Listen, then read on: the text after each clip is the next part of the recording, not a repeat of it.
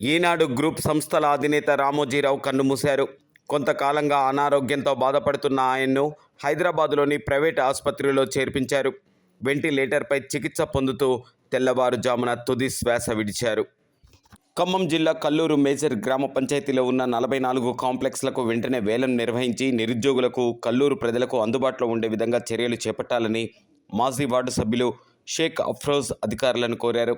ఈ సందర్భంగా ఆయన మాట్లాడుతూ ప్రతి సంవత్సరం విధిగా షాపుల వేలంపాట నిర్వహించాల్సి ఉండగా ఈ సంవత్సరం ఇప్పటి వరకు వేలం నిర్వహించలేదని, అధికారులు ఎందుకు ఈ విధంగా నిర్లక్ష్యం వహిస్తున్నారని ఆవేదన వ్యక్తం చేశారు.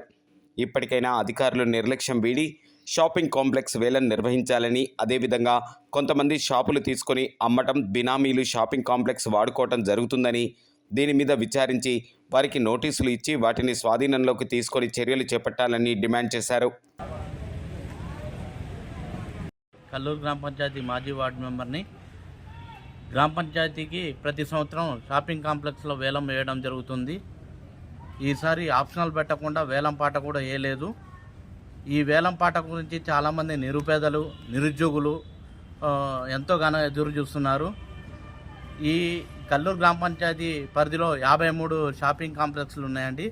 ఈ 53 షాపింగ్ కాంప్లెక్స్ కూడా కల్లూరు లోకల్లో వ్యక్తులు ఎవరైతే ఉన్నారో వాళ్ళకి ఇవ్వాలి, కానీ అలా జరగడం లేదు. వేరే పంచాయతీ వాళ్ళకు కూడా ఈ పంచాయతీలో ఇస్తున్నారు.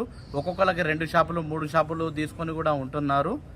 ఇలా తీసుకోవడం వల్ల చాలామంది నిరుద్యోగులు చాలా బాధపడుతున్నారు. అంతేకాకుండా కొంతమంది ఈ షాపులని అమ్ముకొని మళ్ళీ వేరే వాళ్ళ దగ్గర అమ్ముకొని వాళ్ళ దగ్గర డబ్బులు తీసుకొని మళ్ళీ వాళ్ళ పేరు మీద నడిపించుకుంటున్నారు.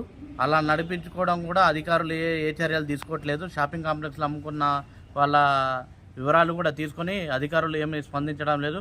కావున ఎవరైతే అమ్ముకున్నారో వాళ్ళపైన గ్రామ పంచాయతీ సెక్రటరీ గారు తగిన చర్యలు తీసుకోవాల్సిందిగా కోరుతున్నాము. అంతేకాకుండా అధికారులు కూడా నిర్లక్ష్యం వహిస్తున్న ఈ అధికారులు ఇప్పుడైనా నిద్రలేసి నిరుద్యోగులకి, సామాన్యులకు అందుబాటులో ఉండేటట్టు ఈ ఆప్షన్ పెట్టి ఈ షాపింగ్ కాంప్లెక్స్లు వేలంపాట నిర్వహించి నిజమైన